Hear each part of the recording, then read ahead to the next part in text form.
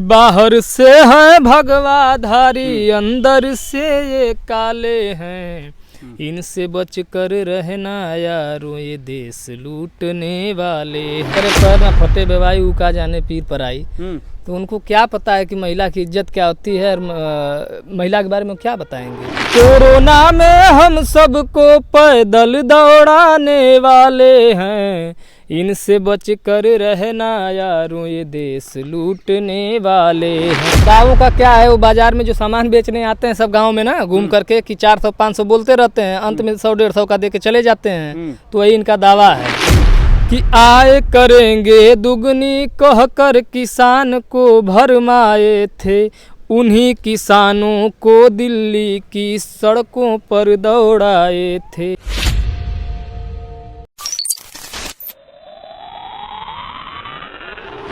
दो 2024 लोकसभा चुनाव का चुनावी पारा हाई है, चुनावी दौर जारी है। इस वक्त हम जनपद आजमगढ़ में मौजूद हैं। आजमगढ़ की बात करें तो आजमगढ़ में भी चुनावी पारा पूरी तरीके से हाई हो चुका है। इस वक्त हम आजमगढ़ में मौजूद हैं। आजमगढ़ में एक ऐसे शख्स हैं जो आजमगढ़ को एक नई पहचान दिलाने के लिए निकल चुके हैं। जिस तरीके से उनकी आवाज़ है, आवाज़ में दम है और लेखनी लिखते हैं। सीधा इंद्रेश वाड़ी जी से बात करवाते हैं। सर, पहले तो बहुत स्वागत है आपका। और आजमगढ़ का जो माहौल चल रहा है, चुनावी माहौल चल रहा है, उसको कैसे देख रहे हैं? जी बिल्कुल, आजमगढ़ का चुनावी माहौल बिल्कुल एक तरफा है। यहाँ की जनता आपको बताती ही होगी, आप जनता में घूमते हैं और हम लोग रोजगार के मुद्दे पर वोट करने जा रहे हैं। अच्छा, क्या लिखा है आपने इस चुनावी माहौल को देखते हुए? क्या लिखे हैं आप? चुनावी माहौल को देखते हुए हम यही लिखे हैं कि जो भेषधारी लोग हैं, भेष बदल करके आपको बहकाने आएंगे, फिर आपको हिंदू मुस्लिम में लड़ाने आएंगे, फिर आपको कहेंगे कि हमारा धर्म जो है खतरे में है, उसको बचाइए। तो जो धर्म का चोला आपके पास पहन कर आए उनसे आप सतर्क रहें। हम यही जनता को संदेश देना चाहते हैं। और उस संदेश के रूप में हमने एक गीत लिखा है कि बाहर से हैं भगवाधारी, अंदर से ये काले हैं। जो भगवाधारी बन करके आते हैं कि चलो हमारा धर्म जो है खतरे में है। तो जब आज तक अंग्रेजों और मुगलों के समय में हमारा धर्म खतरे में नहीं था, लेकिन इनके आने से धर्म खतरे में हो गया। तो फिर आएंगे और फिर जनता को भुलावा देने आएंगे। तो हम जनता को सचेत करने के लिए गीत लिखे हैं कि बाहर से हैं भगवाधारी, अंदर से ये काले हैं, इनसे बच कर रहना यारो, ये देश लूटने वाले हैं, इनसे बच कर रहना यारों, ये देश लूटने वाले हैं। कि वादों की भरमार करेंगे, बस जुमला फैलाएंगे। ये लोग बहुत लंबा लंबा वादा फेंकेंगे आपको, बहुत फेंकू वीर हैं ये सब। एक इनका जो वीर थे, वो जो वीर माफी वीर थे, और ये फेंकू वीर हैं। तो इनके लिए कि वादों की भरमार करेंगे, फिर जुमला फैलाएंगे, मर जाओगे तड़प तड़प के, ये ना देखने जाएंगे।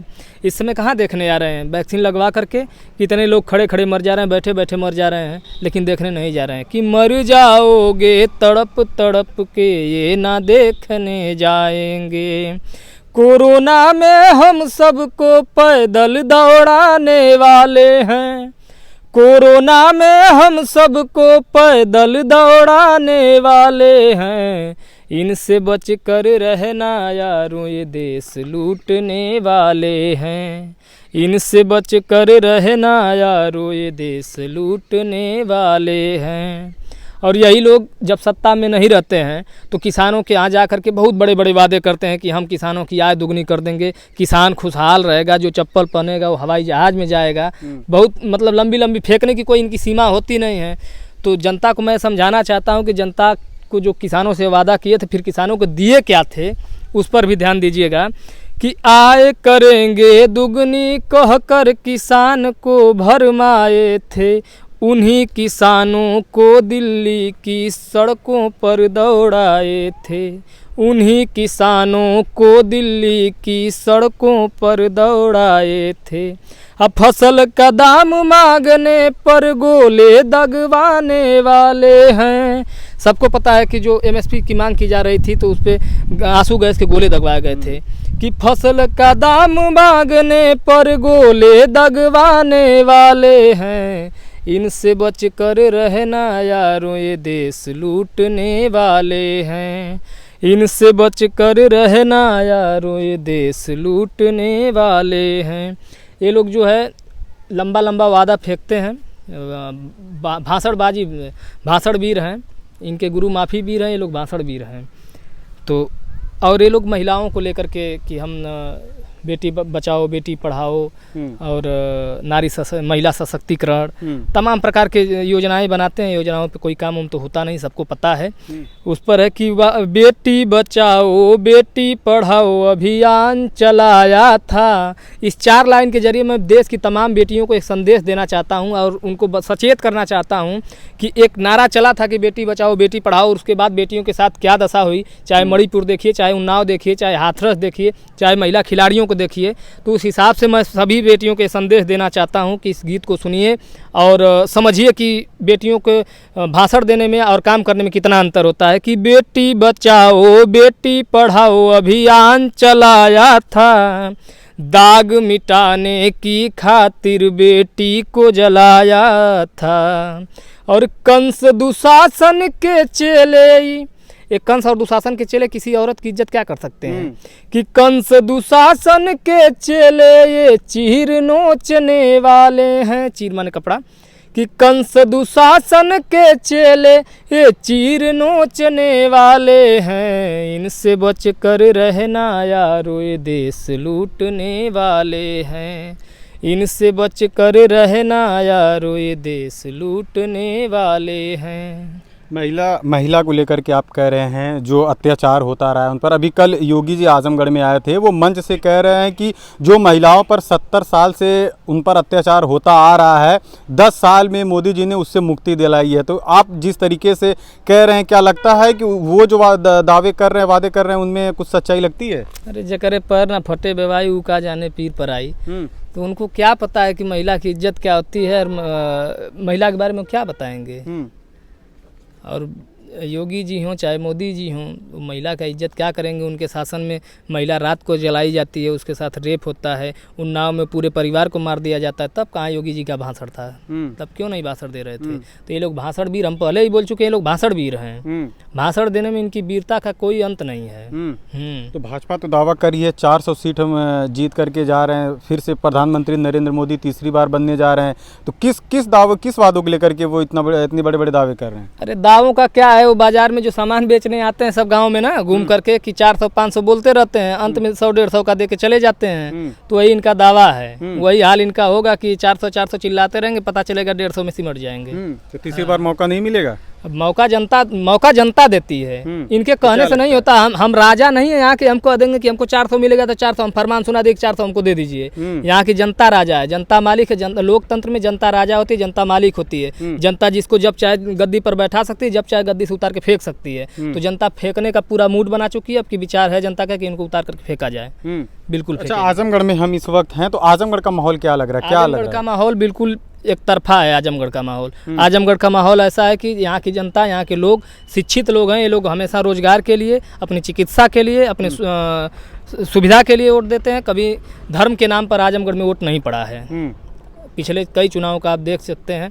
हाँ, 2-4 गलतियाँ हो चुकी हैं लोगों से, कुछ टकराव होने की वजह से अगर कहीं धर्म का मुद्दा जीत गया है तो वही हुआ है। बाकी यहाँ के लोग बहुत शिक्षित हैं। यहाँ के लोग हमेशा रोजगार की बात करते हैं, शिक्षा चिकित्सा के पर वोट देते हैं, कभी धर्म के नाम पर वोट नहीं देते हैं आजमगढ़ में। और कुछ लिखे हैं इससे रिलेटेड, चुनाव से रिलेटेड कुछ और लिखे हैं? हाँ, लिखे हैं। हमारे देश के जो महान अंधभक्त हैं, जिनको मतलब होता है ना कि सब कुछ लूट जाए फिर भी इनको कोई फर्क नहीं पड़ता है, क्योंकि ये इनके लिए धर्म बड़ा है। ये धर्म के नाम पर पागल हो गए। और सभी लोग जानते हैं, चाहे हिटलर को देख लिया जाए, चाहे मुसोलिनी को देख लिया जाए, जो भी जितना बड़ा राष्ट्रवादी हुआ है अपने राष्ट्र को बर्बाद किया है। तो बहुत ज़्यादा हद धर्म का, जब तक धर्म है दिल में रहता है तो सही रहता है, लेकिन जब धर्म दिमाग में जाता है तो जहर बन जाता है। तो यहाँ दिल से धर्म निकाल करके दिमाग में ज़बरदस्ती घुसाया जा रहा है। किसके द्वारा? बीजेपी के द्वारा। अंधभक्तों का जो है ना, यहाँ से धर्म निकाल करके यहाँ घुसाया जा रहा है। तो उसी के खिलाफ, लोगों के खिलाफ, धर्म के ही खिलाफ है ये। अगर किसी भी धर्म को, मान लीजिए हिंदू धर्म में हम लोग बचपन से देखते आ रहे हैं कि जब हमारे दादाजी चाहे अन्य बुजुर्ग लोग कहीं मिलते थे तो भैया राम राम कहते थे। तो ये राम राम चलता था, लेकिन राम राम का अब जय श्री राम हो गया है। तो अब लोगों को ये लग रहा है कि ये पार्टीवादी हो गया है। अभी राम जी को बना लिए भाजपा ही हैं ये। तो मतलब सभी देवी देवता, हर मंदिरों पर भाजपा का कब्जा। अभी अखिलेश यादव गए थे, कन्नौज में गए थे ना, किसी मंदिर में पूजा करने। अब उनके आते ही भाजपा वाले धुलवा रहे हैं। तो मंदिर प्रशासन को बोलना चाहिए ना कि मंदिर प्रशासन अगर नहीं धुलवाया है तो भाजपा वाले धुलवा, तो बताना चाहिए कि क्यों आप धुल रहे हैं। यानी कि ये लोग हर मंदिरों पर अपना कब्जा कर रहे हैं। लोगों के दिमाग पर समझ लीजिए कि जहर भर भर करके हर जगह अपना कब्जा, मतलब अंधभक्त तैयार कर रहे हैं कि अंधभक्त लोग रहेंगे तो बाबाओं का जो है चलेगा बिजनेस, अंधभक्त रहेंगे तो इनका बिजनेस चलेगा। राजनीति बिजनेस बना चुके हैं। क्या लिखें? तो अंधभक्तों पर है कि एक किसी को भी ईश्वर का अवतार मान लेते हैं। जैसे बागेश्वर बाबा है ना, धीरेन्द्र शास्त्री, उनको भी भगवान मान लिए अंधभक्त सब। तो क्या किया जाएगा? एक किसी को भी ईश्वर का अवतार मान लेते हैं। चोर लुटेरे डाकुओं को भी अपनी सरकार मान लेते हैं। ये जो अंधभक्त होते हैं, इन्हें महंगाई असर नहीं करती है, सब कुछ महंगा खरीदने को तैयार हो जाते हैं। दरअसल इन्हें महंगाई तब समझ में आएगी जब इनके हाथ में कटोरा देकर इनसे भीख मंगवाए जाएंगे, और इन अंधभक्तों को गुलामी तब समझ में आएगी जब इनके पीठ पर कोड़े बरसाए जाएंगे। ये लोग समझ रहे हैं कि अभी हम लोग गुलाम नहीं हैं। इनको ब्लॉक बताया जाता है कि नहीं नहीं तुम लोग मानसिक गुलाम बनाए जा रहे हो, लेकिन इनको समझ में नहीं आ रहा है। क्योंकि गुलामी का मतलब ये समझते हैं कि जब अंग्रेज थे तो पीठ पे कोड़े बजाते थे, क्योंकि इनके व्हाट्सएप यूनिवर्सिटी में वही आता है ना कि अंग्रेज थे तो रोज़ कोड़े पीटते थे, मुगल थे तो तलवारों से गर्दन उड़ा देते थे। तो इनको लग रहा है कि वही गुलामी होती है। हालांकि ऐसा कुछ नहीं। मुगल में जो जितना बड़ा तानाशाह शासक हुआ है उसके सबसे ज़्यादा जो सिपह सलार रहे हिंदू हुए हैं। तो कहीं ना कहीं इन अंधभक्तों को जो पढ़ाया जाता है वही समझेंगे कि इन अंधभक्तों को गुलामी तब समझ में आएगी जब इनके हाथ में कटोरा दे के इनसे भीख मंगाए जाएंगे।